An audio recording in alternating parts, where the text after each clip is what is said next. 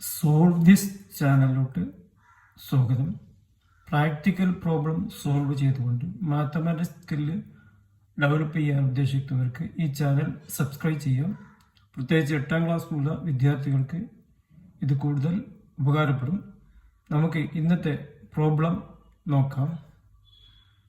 ഒരു മുറ്റമുണ്ട്. ആ മുറ്റത്തിൽ നമുക്ക് കോൺക്രീറ്റ് ടൈൽസ് പതിക്കണം. ആ മുറ്റത്തിന് നീളം 8 മീറ്ററും വീതി 4 മീറ്ററുമാണ്. അതിൽ ത്രികോണാകൃതിയുള്ള, പ്രത്യേകിച്ച് സമഭുജ ത്രികോണത്തിന്റെ ആകൃതിയുള്ള, എല്ലാ വശം തുല്യമായ ത്രികോണം 30 സെന്റിമീറ്ററാണ് ഒരു വക്കിന്റെ നീളം. അങ്ങനെയുള്ള ത്രികോണാകൃതിയിലുള്ള ടൈൽസ് പതിക്കാൻ എത്ര ടൈൽസ് വേണ്ടി വരും എന്നതാണ് നമ്മുടെ ചോദ്യം.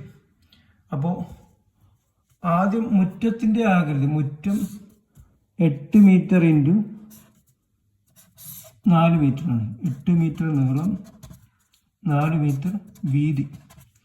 അപ്പോൾ ഇതിൻ്റെ ആദ്യം ഇതിൻ്റെ ഏരിയ കണ്ടുപിടിക്കണം. അപ്പോൾ ഇതിൻ്റെ ഏരിയ 8 ഇൻറ്റു 4 32 m². ഇനി ഒരു ടൈൽസ് സമഭുജ ത്രികോണാകൃതിയായ അതിന് മാത്രം ഉപയോഗിക്കുന്ന സൂത്രവാക്യമാണ് √3/4 a². √3/4 a² ആണ് ഒരു വക്കിൻ്റെ നീളം. അപ്പോൾ ഒരു വക്കിന്റെ നീളം 30 സെന്റിമീറ്റർ ആണ്. അപ്പോൾ നമുക്ക് 0.3 മീറ്റർ നോക്കാം. മീറ്ററിലാണ് നമ്മൾ ചെയ്യുന്നത്, അതുകൊണ്ടാണ് 30 സെന്റിമീറ്റർ മീറ്ററാക്കി മാറ്റുന്നത്. 0.3 ഇൻറ്റു 0.3 = √3/4 ഇൻറ്റു 0.09.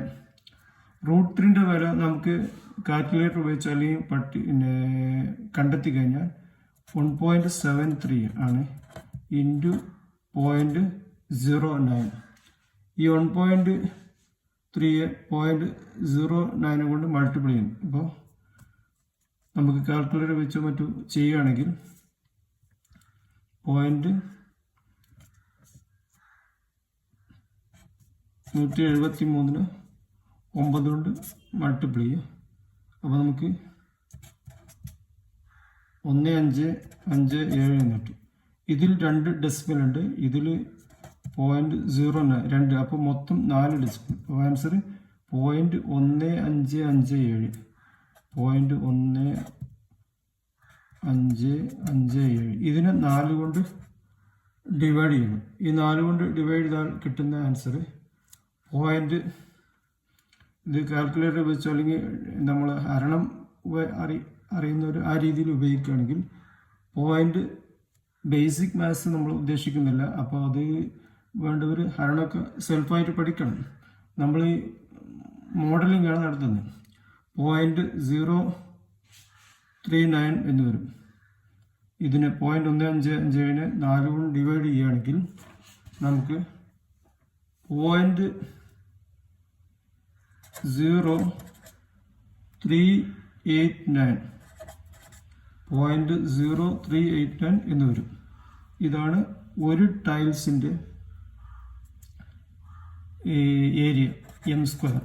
ഇനി മൊത്തം മുറ്റത്തിൻ്റെ അളവ് 100 എത്ര 4 8 ഇൻറ്റു 4 32 m² ആണ്. അതുകൊണ്ട് ടൈൽസിൻ്റെ എണ്ണം ഉദ്ദേശിക്കുന്നത് 32 m² ഹരിക്കണം 0.0389 m².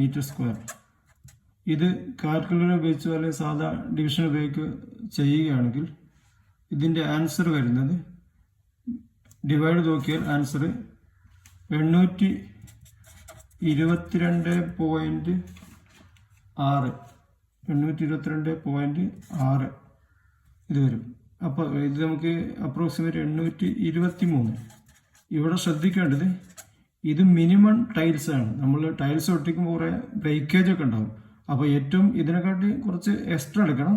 ചുരുങ്ങിയത് 823 ടൈൽസ് ഏറ്റവും ചുരുങ്ങിയത് വേണം. ടൈൽസിൻ്റെ എണ്ണം 823. ഇത്തരം പ്രോബ്ലം സോൾവിങ്ങിലൂടെ മാത്സ് പഠിക്കാൻ ആഗ്രഹിക്കുന്നവർ ഈ ചാനൽ സബ്സ്ക്രൈബ് ചെയ്യുക. നമുക്ക് അടുത്ത് തന്നെ ഒരു പുതിയ പ്രോബ്ലം സോൾവ് ചെയ്യാം. Thanks all.